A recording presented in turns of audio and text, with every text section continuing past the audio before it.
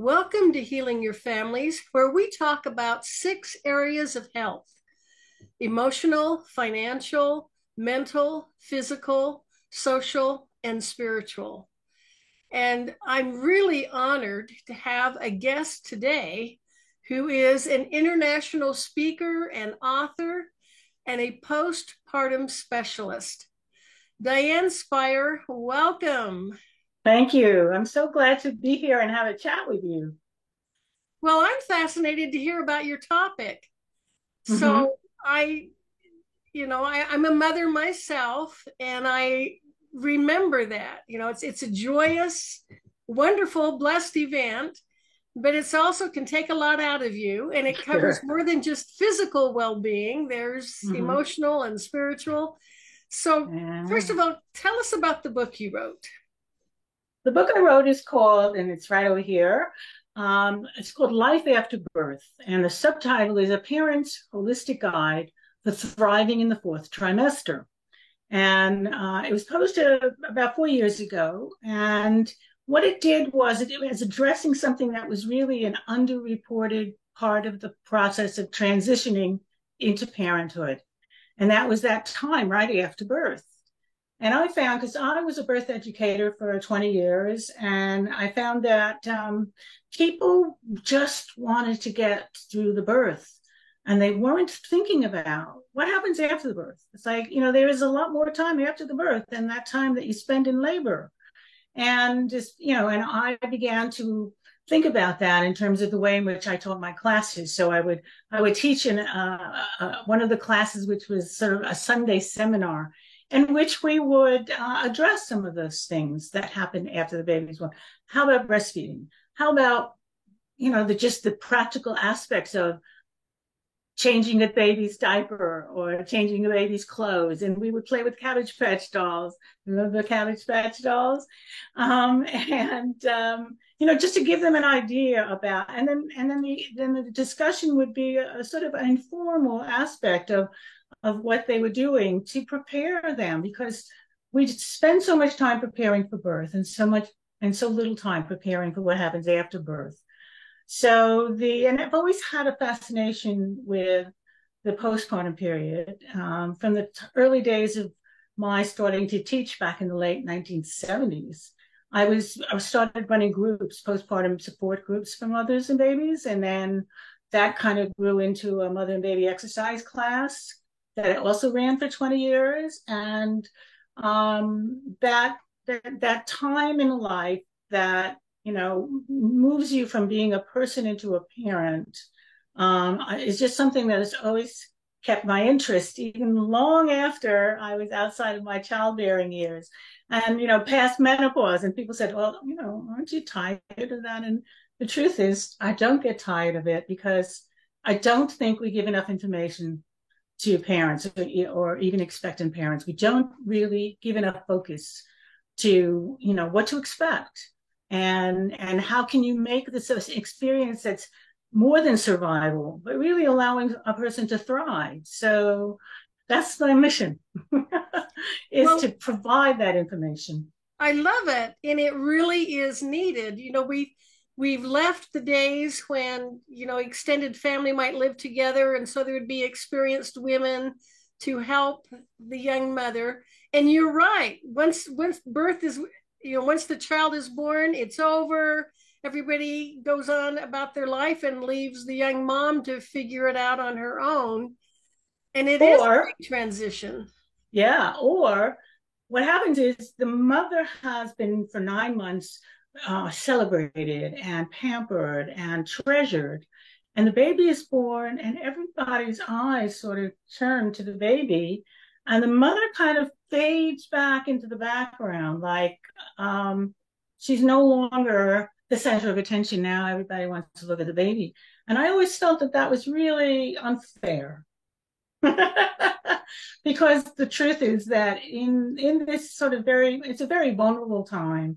She has also just been through an exacting experience. Doesn't matter how long it is. It's a very powerful and sometimes traumatic experience. And we need to really, understand that she's going through a physical recovery, whether it's a cesarean or a vaginal birth, doesn't matter. And she needs to be mothered too. And it's an interesting dynamic in which the baby is a very vulnerable person, can't survive without parents. But the mother and the father, I always really find it's important to include the partner in any discussion about the transition to parenthood, because it's really both of what's going on. And we do need to address the fact that mothering the mother is an important part, I think, of a healthy transition. She really needs more support now than she did before the baby was born. Absolutely, absolutely. And in the 20th century, the whole idea of the extended family also sort of reached a point where it was no longer the norm of family life. And so people would relocate to another part of the country for a job or for an opportunity. And the parents weren't there. And the rest of the family, the aunts and the uncles and the cousins and all the rest of them were not there for the kind of support. Many years ago, about 7 years ago, I was acting as a doula, a postpartum doula for a couple. They didn't have any family around. They were having their baby in their 40s. And it really meant everything to them that there was somebody who was knowledgeable and experienced, and but also could just really foster the connection that they were making with their baby, that could provide a little bit of relief when the mother needed to nap or take a shower or take a bath, whatever the case may be. And that really, I realized then that the loss of the extended family has, it's probably why there's so much anxiety out there now. I mean, it's not my generation, but the generation of women who are having babies now are really a lot more anxious about getting it right. And I think some of that has to do with the whole social media phenomenon, in that they're comparing themselves to other people, online, and it makes them feel like, well, I don't have my act together the way this person does. And it's the whole metaphor of the swan, the swan that's sort of gliding across the water, paddling like crazy underneath the water, and we just don't see that. We see the glide, and as a result, we feel like, oh, something wrong with me, or I'm not doing something right. And so I think it increases that level of anxiety about what's happening and what I'm doing, and am I doing it right? So yeah, I do really feel that there's a need, and I'm here to fulfill it, to really find that information and find that support, and find, for a much broader range of parents, mothers and also partners and the whole family. I've heard someone make the suggestion, let's make a shift. If you want to go see the new baby, bring a meal, offer to take laundry, Mm-hmm. watch the baby for an hour so mom can take a nap.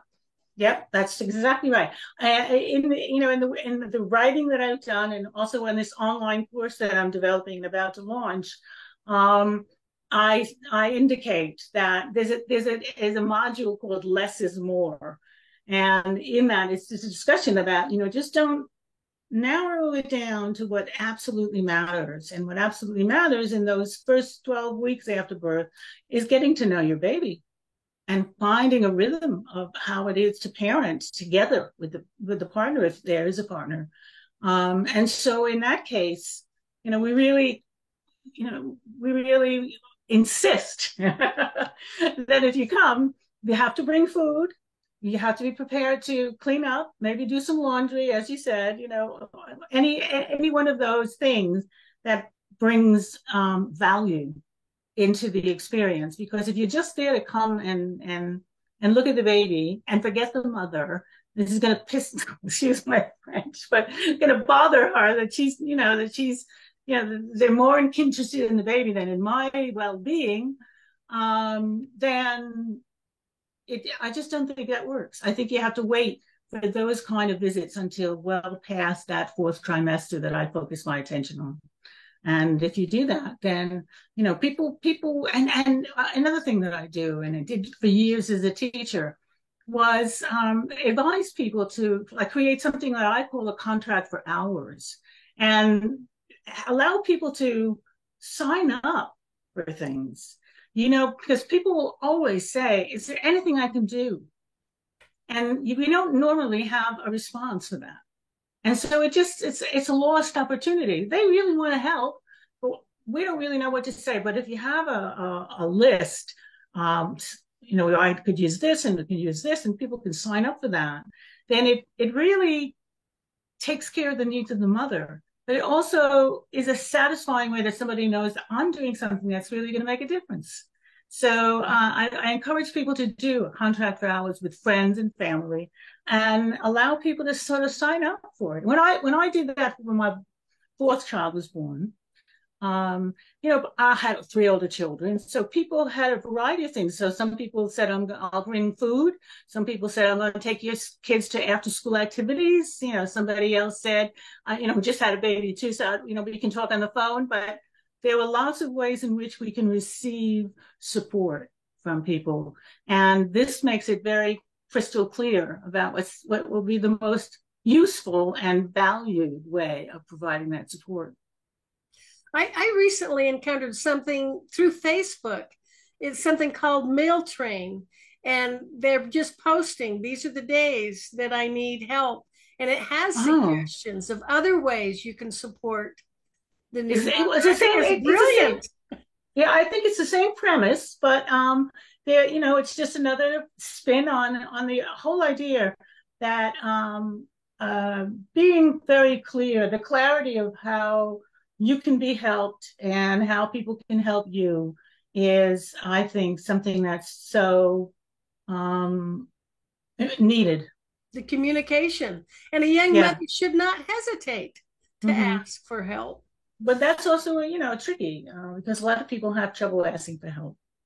That's And especially if after a baby is born, if they ask for help, they think that they'll be judged, or maybe they're not a good enough mother, or someone will so there is a resistance, I think, among new mothers. I'm also a perinatal psychologist, and that there's a reluctance to expose themselves, and we really do want to encourage them to ask for the help that they want and not to worry about that, because if you don't, what happens is a lot of mothers end up spiraling down into depression.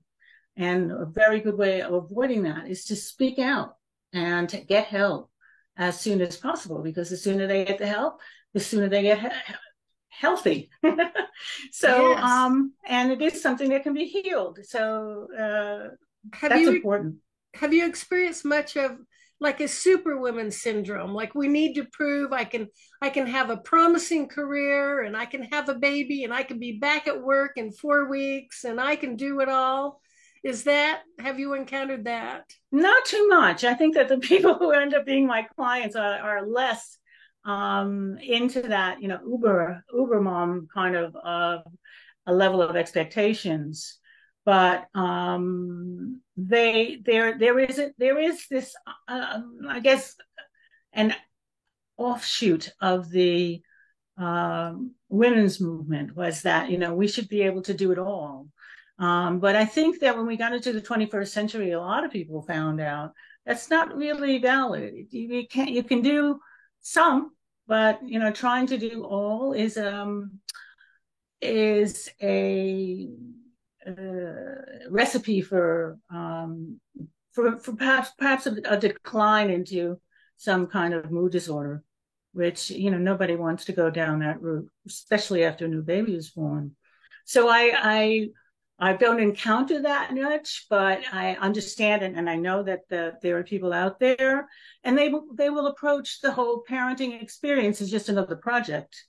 Okay, this is the baby project, and that's not nearly as satisfying because babies are humans and very needy, and they don't always do the, do the things that their mothers might want them to do. So, as humans that have their own individuality, even at birth, mothers who have those expectations are going to find out that it just doesn't work. And I think some of what we're going to, part of what we're going to talk about is expectations. And that is, it's a whole module of my online course on the postpartum baby. The online course is called 8 Keys for Thriving in the Fourth Trimester. And there's a whole module on just expectations because that's also something that we need to manage. And we can have realistic expectations, but we can also have very unrealistic expectations. We can have helpful expectations, but we can have also unhelpful expectations. And what happens if you have expectations and they're not met? Then what happens is you experience a great deal of disappointment.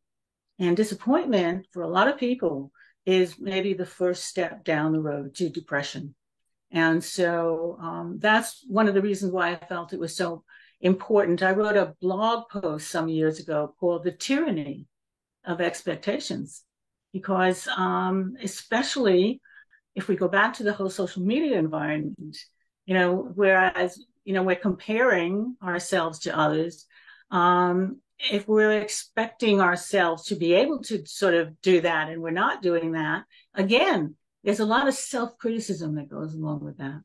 And so managing expectations is a really positive way of understanding that if your relationship is not necessarily so good, having a baby is not going to be the solution.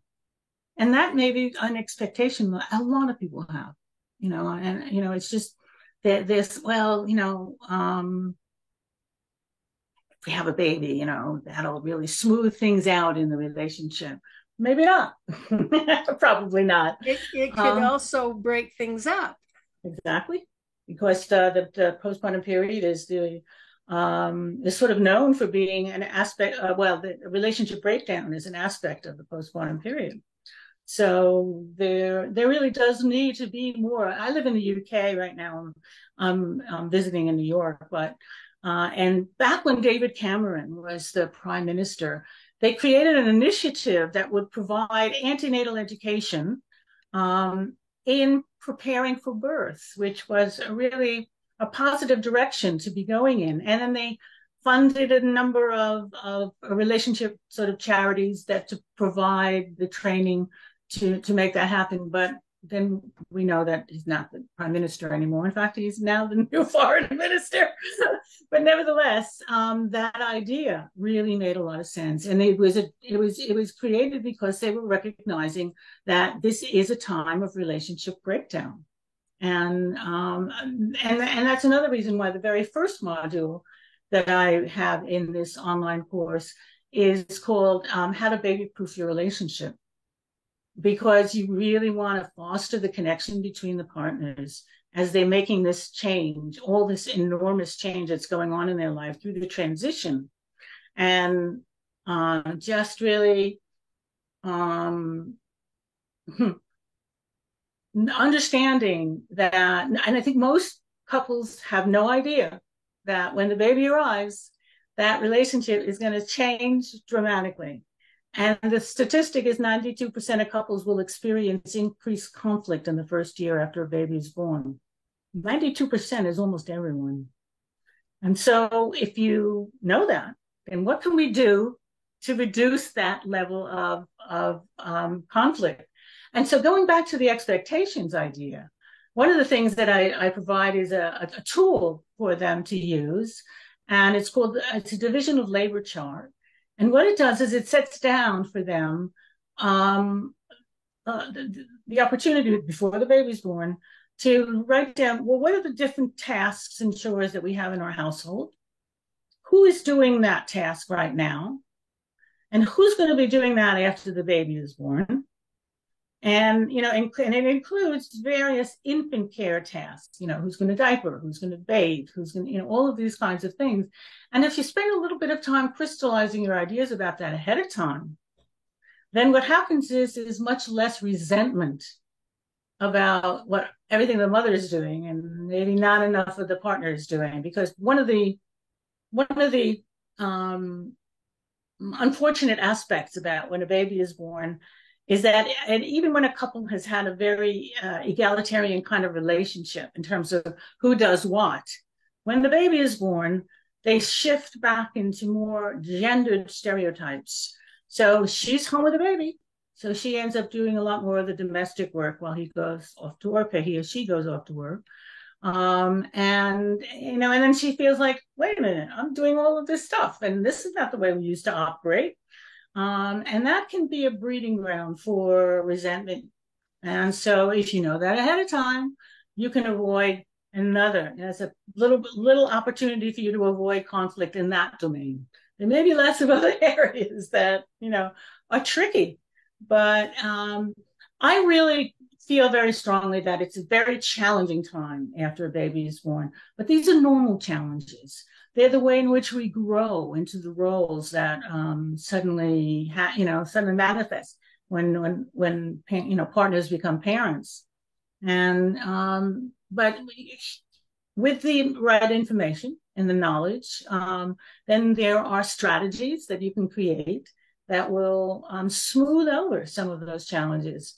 And I think that one of the benefits of that is that people feel more empowered because they've informed themselves, they prepared themselves, and they know what's coming. And they can also say, well, Diane said that was going to happen. And then they feel like, okay, yeah, it's not that it's only happening to them, because a lot of parents feel like it's only happening to me, whether they're depressed or they're anxious or there's this isolation effect. So many moons ago, how many moons ago? 42 years ago, I started to run the mother and baby exercise class that ran for 20 years, and I continued it when I moved to the UK. And when I went around to the various pediatricians to say what I was doing, they really thought it was a great idea, because in the suburbs, you don't have the same opportunity to meet up with other mothers in the park, on the bench, those kinds of things. So this was an opportunity for mothers to kind of come together in an activity where they were in the same stage of life, and they were going through the same kinds of experiences, and they could share with each other, they could learn from each other. All of those kinds of things were going on.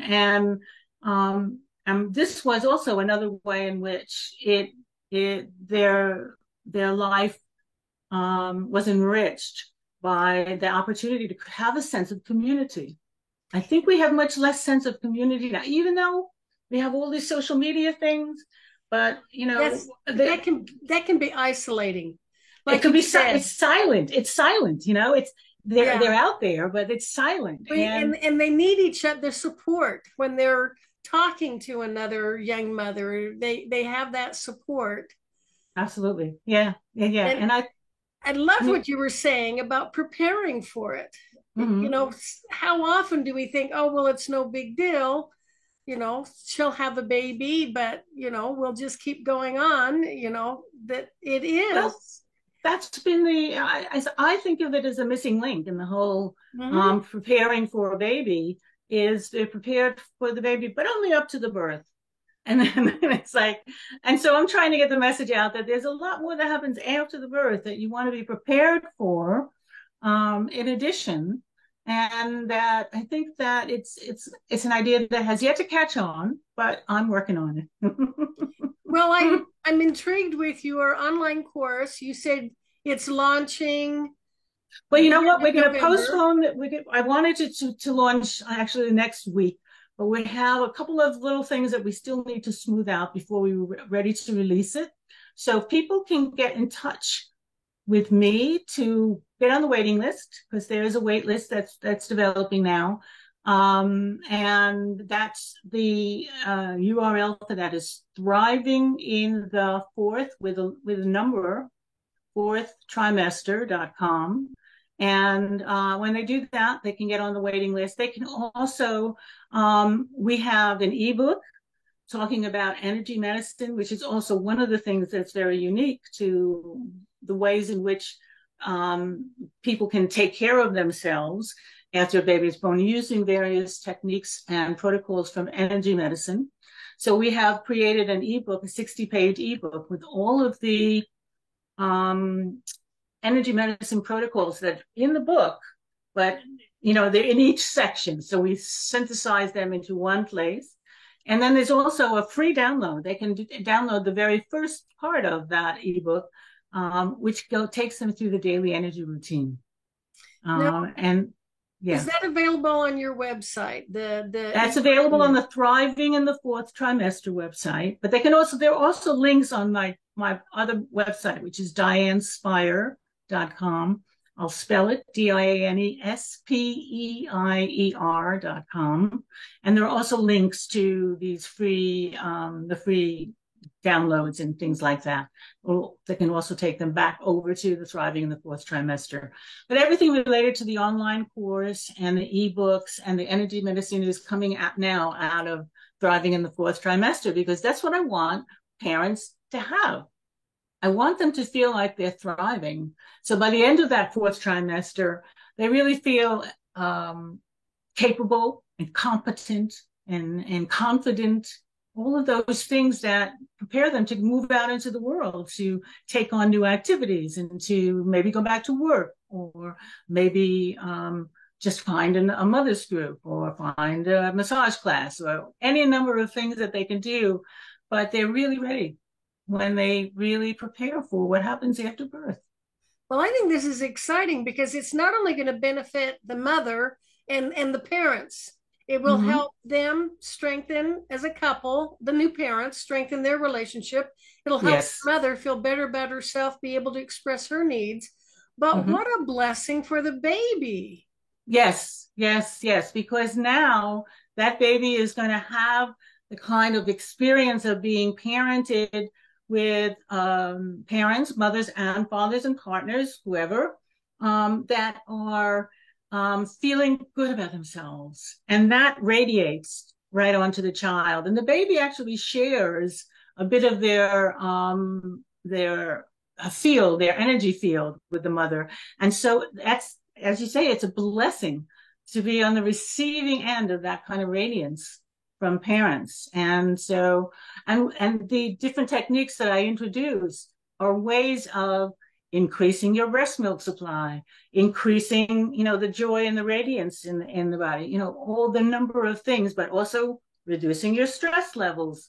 But also the daily energy routine, which is that free download, is a 5 to 10 minute kind of collection of exercises to do that restore your energy. And that's one of the things is when you have sleep deprivation, your energy levels go down. Here is something that brings them back up again, restores them, restores the harmony and the flow. And energy is in high demand. Yeah, absolutely. It is there's a need to be energized. Absolutely. So, that's why Life After Birth, a parent's holistic guide for thriving in the fourth trimester is the book. By the way, there is a companion app, and the app is called Digital Doula 2.0. And it's also very structured along the same lines as the book. But the app has more content that didn't go into the book. And that is something that I'm going to be updating on a regular basis. And so, the companions, and then now the online course, so that the message about preparing for what happens after the baby is born gets out there. Yes. Could you hold that book just a little closer to the camera? I love that. I think it sounds, go ahead and talk so you're. I think that's probably as close as before it gets blurry. Yeah. That's good. That's what it looks like. And you look for the colors on the cover. Any young couple who wants to have the best possible experience as they start their family needs to contact you. That's true, absolutely. And they can contact me. My email would be diane@dianespire.com. And, to find out more about the kinds of things that I'm doing and the programs that I'm offering. The online course happens, but I also have right now, locally, it'll be in England, but also workshops, and seminars to just really help them understand that there are things they can do to feel like they're back in control. And I think one of the things that happens to people is they don't really feel that confidently in control. And if there's, something that they can do, it really makes a difference in terms of that level of confidence, that feeling of competence, and just getting off to the right start, as I say. I love it. And you're also on LinkedIn, and Yes, you you can have find me on links on, LinkedIn. so they just need to remember your name, Yeah, that's right. Diane Diane Spire. Spire. I'm on And Instagram and Facebook. There's a Facebook group called Dr. Diane's S Spire on Facebook, but it's Dr. Diane Spire on. Actually, I don't do much there these days, but on what's now X, but also on Instagram. It'll be Dr. Diane Spire on Instagram. they They can need to find me. remember thriving in the fourth Or trimester. trimester.com. Right. And the first time I heard that, I thought, fourth trimester? What? But Do you I know what that? Yeah, what that the part of that came from the fact that um, we couldn't decide on which word to use, whether it should be postpartum or postnatal. So postpartum is an American way of addressing it, but the British don't use postpartum; they use postnatal. And so I posted something on Facebook before we chose the title, and people said, "But yeah, but we don't really use postpartum. Why would you say that?" But then Americans wouldn't necessarily address, feel postnatal was right for them. So we went with the fourth trimester